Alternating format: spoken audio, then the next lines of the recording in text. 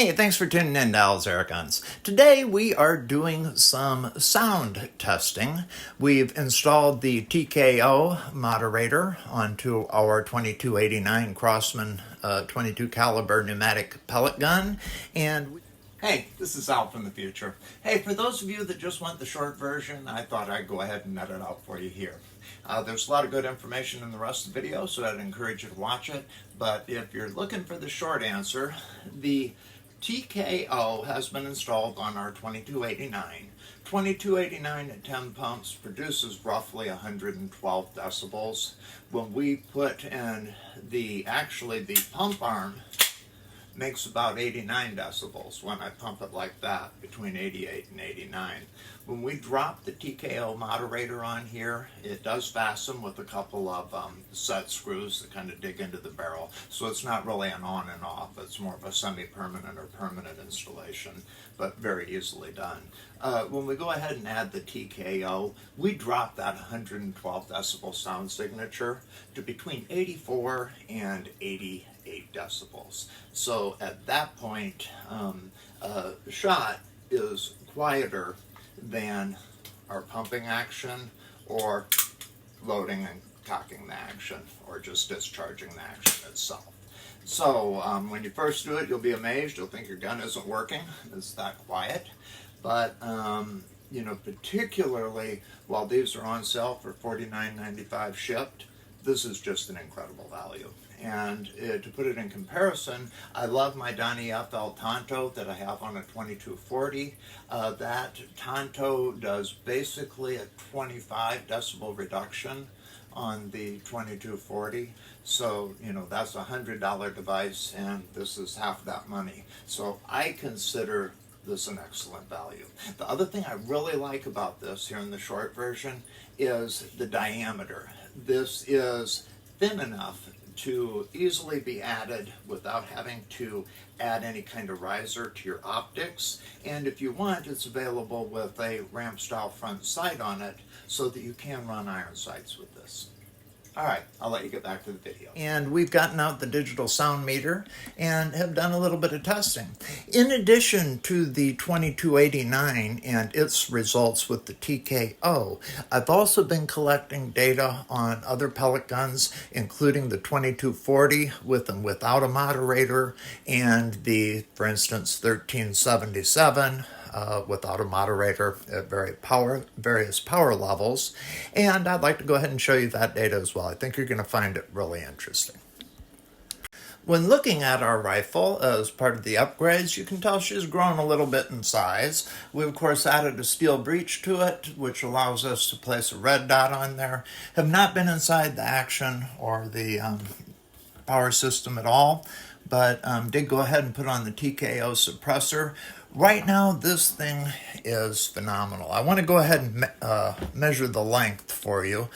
Okay, we are just under 35 inches from the buttstock to the tip of the moderator there. So we're still a carbine length. I typically think of rifles as 40 inches or so and longer. And to reduce the sound by 24 decibels is awesome. To reduce the sound for 24 decibels for $49.95 shipped is incredible. Now, in measuring sound and talking about sound, we measure in units referred to as decibels. Decibels are abbreviated as dB. On our channel, we're going to go ahead and use a digital sound meter. It's pretty average. Now, this is by no means laboratory grade. When I used to work as a lab assistant at the university, we had very expensive measuring devices. I won't go into the differences between them, but what works well for this is since we're measuring everything with the same device, all of our comparative numbers will be useful. Now, like dynamos or chronographs or other things, sometimes sound meters will vary one to the next, also depending on humidity and ambient temperature, those kinds of things. So they're not exactly precise, but like I said, they give us a really good indication. In decibels, the loudness or intensity of the sound increases exponentially, meaning that it doubles every 3 decibels. Where silence equals 0 dB, a gentle human breath equals about 10 dB. 10 dB is 10 times greater than silence. But a 20 dB sound is not twice as loud, it's 100 times louder than silence, and 10 times as loud as 10 dB. So let's talk about some common sounds to kind of put things in perspective. We've already said that normal breathing is 10 dB. Leaves rustling or a mosquito buzzing near you is 20 dB. Whispering, 30 decibel. A quiet office or residential area, about 40 decibels. Moderate rainfall or the refrigerator running, 50 dB. Normal conversation or your electric toothbrush, 60. Washing machine, 70. And as you go forward, vacuum cleaner, for instance, you're about 80, along with your garbage disposal. A really good one to relate to there. A blender or heavy traffic is more like 85 dB. By the time we get up to 90 dB, we're talking about a lawnmower or loud, heavy shouting. 95 dB, an electric drill. 100 dB, nightclub, train, snowmobile. At 110, you're talking power saw, jackhammer, motorcycle. At 120, and while I'm doing this, these numbers are really relevant right here. At 120 dB, you're talking ambulance siren, chainsaw, rock concert. By the time we're at 130, we're talking a stock car race, a jet engine or jet airplane at takeoff. At 145, fireworks. 150, we're going to talk about some firearms here. 150, a shotgun blast. Common firearm calibers that we're used to. 22 long rifle is going to weigh in at about 140 dB. 9mm, 160. And a 357, 165 dB. So this sets an expectation of what the noises we hear frequently or infrequently are rating on this scale. And when we come to talk about silencers, we talk about how much of a noise reduction, typically in decibels, that we see with a given silencer. When we talk about air guns, and you'll see the sound meter on the screen right now. I've set it up right at 2 feet from me. And even my voice in the room I'm in, speaking in a conversational tone to record this, is registering, 76 dB right now? So when we talk about quieting air guns, the shot is not the only noise associated with them. So right now I have the 2289 in my hands, and I have the sound measuring device set to capture the loudest sound. So I believe even cocking the gun will come in over the current conversational levels. Let's go ahead and try that. 2 feet away from the device, let's go ahead and cock the gun. Okay, so we saw 80 dB in cocking. Back in our examples, 80 dB is, let me look at my notes here. 80 dB is roughly the same as noisy restaurant, vacuum cleaner, or garbage disposal. And obviously these are very brief noise impulses. Now that we have it cocked, let's go ahead and shoot it, if you will. There's nothing in it. We're just going to listen to the sound of the action, not releasing any air. Okay, I saw a slight increase, so I'm going to go ahead and we're going to reset the device and try that again. Now we'll measure the noise of action. Okay, so I saw 77.6 for the noise of the action itself in the air gun. Let us go ahead. I've measured before the noise to pump it. So we'll go ahead and measure pumping noise right now.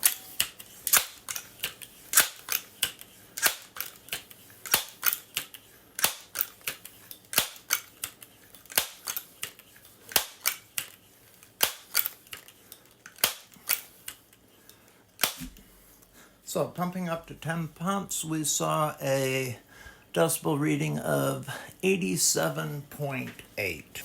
Now, I'm going to go ahead and clear this again.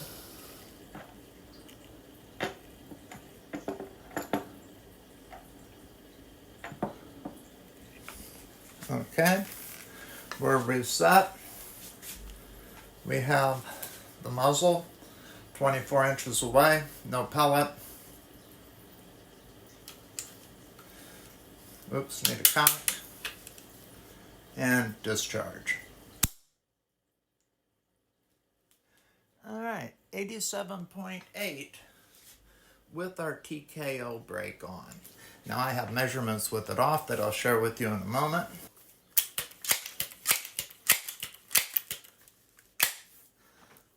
That was 5. That's clear.